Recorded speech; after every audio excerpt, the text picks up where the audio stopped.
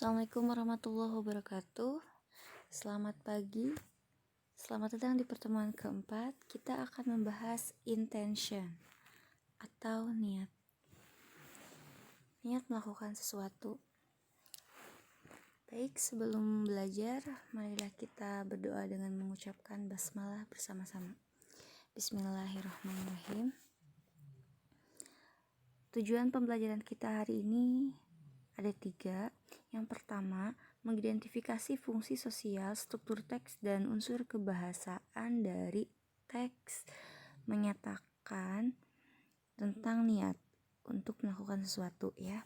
Yang kedua, kalian bisa menyatakan secara tulisan dulu untuk pertemuan sekarang dalam melakukan sesuatu dengan memperhatikan fungsi sosial, struktur teks, dan unsur kebahasaan yang benar. Yang terakhir, kalian bisa menanyakan juga secara tulis dulu untuk melakukan sesuatu. Baik, mari kita lihat contoh dialognya. Nah, di sini ada contoh dialog untuk menyatakan niatan seseorang dalam melakukan sesuatu. Perhatikan kalimat-kalimat yang dicetak tebal.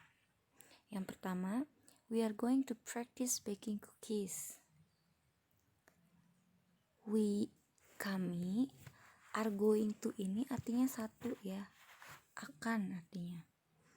Practice, praktek. Bake, memanggang. Cookies, kue. Nah, kami akan praktek. Nah, ini kan sesuatu yang akan dikerjakan, niat seseorang, kayak gitu. Selanjutnya, kalimat yang kedua adalah kalimat pertanyaan. Kalau yang atas itu kan kalimat pernyataan ya, atau kalimat positif. Contoh kalimat pertanyaannya seperti ini. Are you going to bake choco chips cookies? Bla bla bla ya. Nah, mari kita identifikasi kalimat-kalimat yang ada di dialog ini. Kita ingat bahwa pola kalimat itu kan SPOK, subjek, predikat, objek, keterangan. Nah, sama aja di dalam bahasa Inggris juga. Subjek, kata kerja atau verb, objek, and adverb. Untuk hari ini kita akan fokus ke kalimat positif dan kalimat pertanyaan. Baik, yang pertama itu adalah statement form atau kalimat positif. Contoh di atas kita bisa menemukan kalimat we are going to practice dan I would like to bake cookies. Nah, dari sini kita analisa di kalimat yang pertama ya. We itu subjek. Kalian udah belajar di minggu kemarin ya, bisa dilihat lagi. We itu kan masuk ke subjek.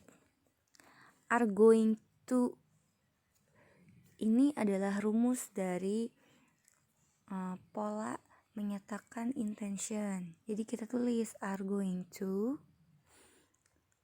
plus practice. Practice ini adalah kata kerja.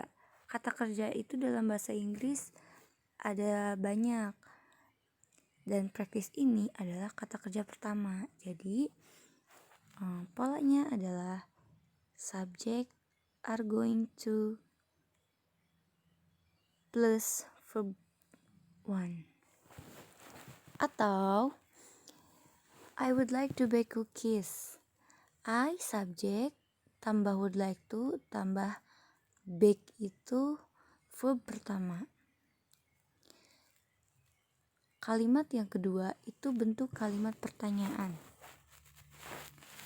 Contohnya itu would you like to join? Mau gak kamu ikut? Will you go fishing? Mau gak kamu pergi mancing? Nah, dua kalimat ini memiliki pola yang berbeda, tapi sama-sama menanyakan niatan seseorang, kayak gitu. Mau nggak kamu ikut kita? Kan itu kan ngajak ya untuk melakukan sesuatu. Kita analisa lagi gimana polanya. Yang pertama, would you like to?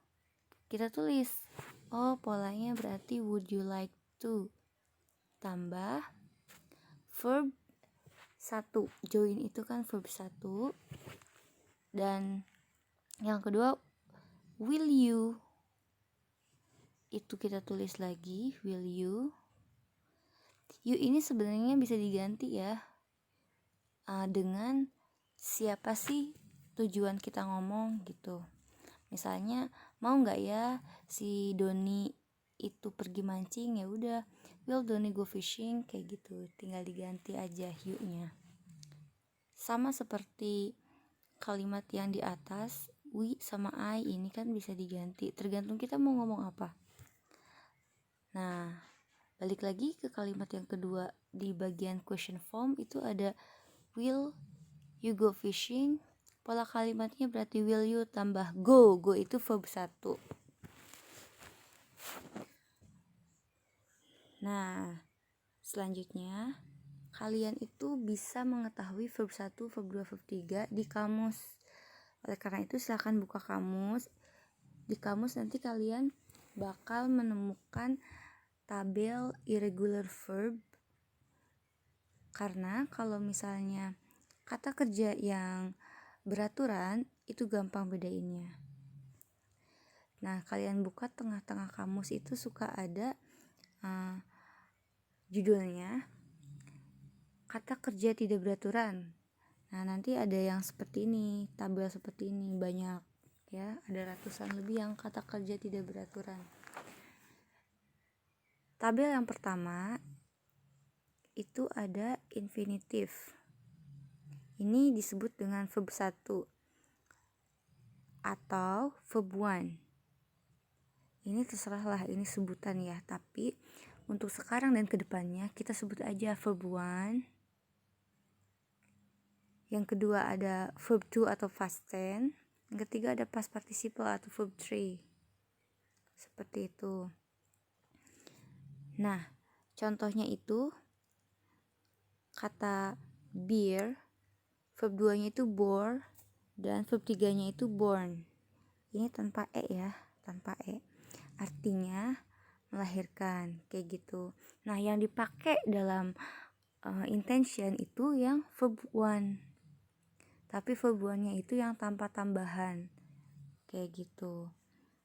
Nah, kalau misalnya kata kerja yang beraturan, otomatis verb 1-nya itu adalah yang di sebelah sini. Yang di sebelah sini ya. Yang sebelah sini. Baik, selanjutnya gimana nih? Misalnya kita lagi away dari kamus, lagi jauh dari kamus ya. Gimana cara menentukan verb 1 yang asli tanpa tambahan?